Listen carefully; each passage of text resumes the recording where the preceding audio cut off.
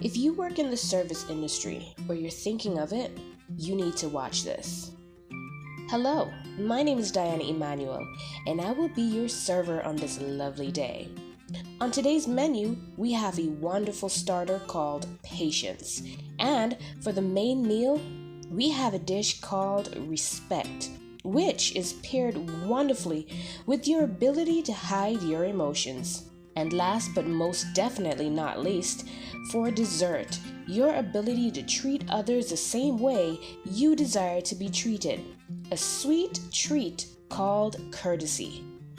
As a person who has worked in the service industry for over 20 years, being a good salesperson has always come easy to me. All I had to do was learn the industry I was in. Sync these 4 main attributes of an effective salesperson, and everything worked like a well-oiled machine. In this video, my aim is to help those of you who just finished school. Congratulations, by the way. Your life is about to get even more interesting. Every job in the entire world revolves around sales. And if you want to know what are the main requirements to be an efficient and effective salesperson, this is the video for you. These 4 simple tips will give you the needed edge, which you can use at an entry level all the way up to a management position. If balanced correctly, you will be the one everyone goes to in order to manage difficult matters, which is a sign that you are an asset to that company. And for those of you who have been in the industry for many years, this is also ideal for you, because just like doctors, we all can use some brushing up on our service industry skills from time to time. Now, number 1. According to the dictionary, patience is defined as your ability to accept or tolerate delay, trouble, or suffering without getting angry or upset. You're going to need a lot of patience in life, especially when you're working in the sales industry. And because every situation is different, you will need to learn how to master the art of balance, because no 2 situations will be the same.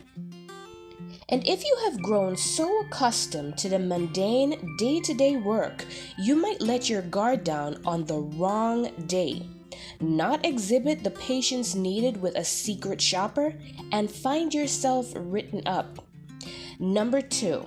Respect. I'm sure you've heard the famous Miss Aretha Franklin sing this song, and I'm sure you know what it means, but just in case you don't, respect is a positive feeling or action shown towards someone or something considered important. To have respect for the people you are serving goes without mention. It is a must.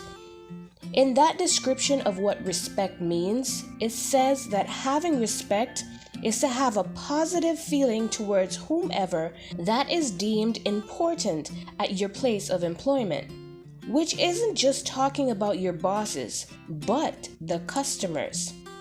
There is a saying in the service industry that goes like this: the customer is always right. This isn't always the case. Nevertheless, even though the customer isn't right and you have proof, a level of respect must still be shown. Number 3. Your ability to hide your emotions. In order to bring this point to life, story time!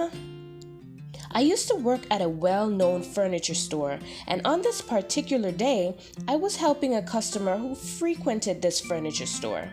No matter how many times they asked for something, I exhibited patience. Even though they were getting frustrated because some of the items they wanted were sold out, I still respected their views and answered appropriately.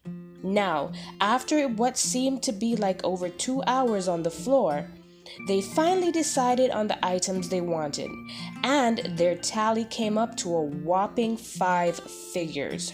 Whoa. When I was hired, I was told that my job is to assist the customers on the floor. And if there was anything that the customer wanted to purchase, I was supposed to make sure the products they desired were in stock, and if they were, then direct them to the front desk where they would pay. When I went to the front desk to give them the list of items a client wanted, I was told I had to put the orders in myself.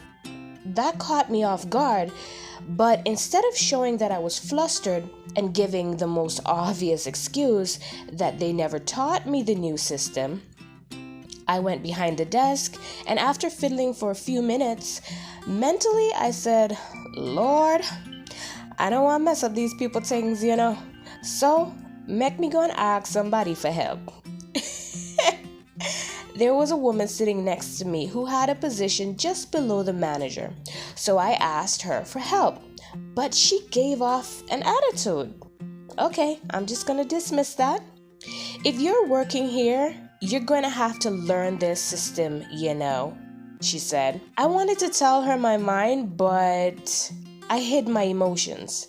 After 10 minutes, she got frustrated and gave off another attitude and said she had other orders to put through and I will just have to figure it out myself. I told the clients, excuse me, and then I got up and went looking for someone else who was knowledgeable about the new system. And this person helped me the rest of the way. It was brought to my attention that the woman who was helping me at first, she also had issues understanding the new system. So it kind of was a blind leading the blind moment. For persons who are in charge of new employees, let this be an example of what not to do. Ensure your employees know the ins and the outs of all the necessary procedures of the business. Even things that might seem as though they might never use it. Every customer is different. One day they might need that exact skill. So that people coming into your business don't think of your staff members as incompetent. Also, if there is someone who these new employees are supposed to ask for assistance, ensure that they are both versed about every aspect of this business and have patience. If it wasn't for the second person I asked, I have no idea how those orders would have turned out. The first woman took the payments and I thought that was it. The next day, when they came back in, everything on the first part of the order wasn't done properly, and the price that was calculated the day before was a bit lower than what this price actually is, which made the manager highly pissed. I tried to explain the situation, but she wasn't hearing it.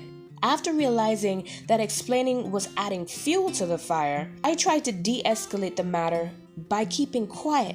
That pissed her off even more. And instead of having a conversation with me in the kitchen or in the owner's office, she went off on me in front of the clients and everyone else in the store. When she said those first indecent words to me, I tried to explain myself again, but she rebutted and said some even more nasty things. This felt like I was being bullied all over again in school. I could see the look on the client's face. They even told her that it wasn't a big deal and they wouldn't mind paying the extra because it wasn't that much extra. And all she said was, "That is stupidness. She made that mistake. Y'all shouldn't be the ones to have to pay for it." I can remember the looks also on random people's faces as they walked around in the store. If you are a person who cries instead of saying what you really want to say, you will understand why I cried. I know in the back of my mind that that money from that job was necessary, and anything that came out of my mouth would have been grounds for an instant firing. She got even more pissed and said, "Those tears mean nothing. Pull your damn self together in the kitchen. Don't do that crap here." I went to the kitchen, composed myself, and after a bit, I went back to my station. A new set of customers came in, I dealt with them, and then they asked me, "What is the matter with you? Because your eyes look incredibly red." I just said it was allergies. After getting them their item, I went back to my post. I was approached by a coworker and she said, "Diana, I like how you are. You are a true professional because you didn't even pass your attitude on those clients after she cussed you out." This brings me to number 4, courtesy. Even though I was treated that way at that time, it would have been unprofessional of me to show the next client any disrespect. What happened had nothing to do with them. And this is what you are to do in every job you decide that you are going for or currently working at.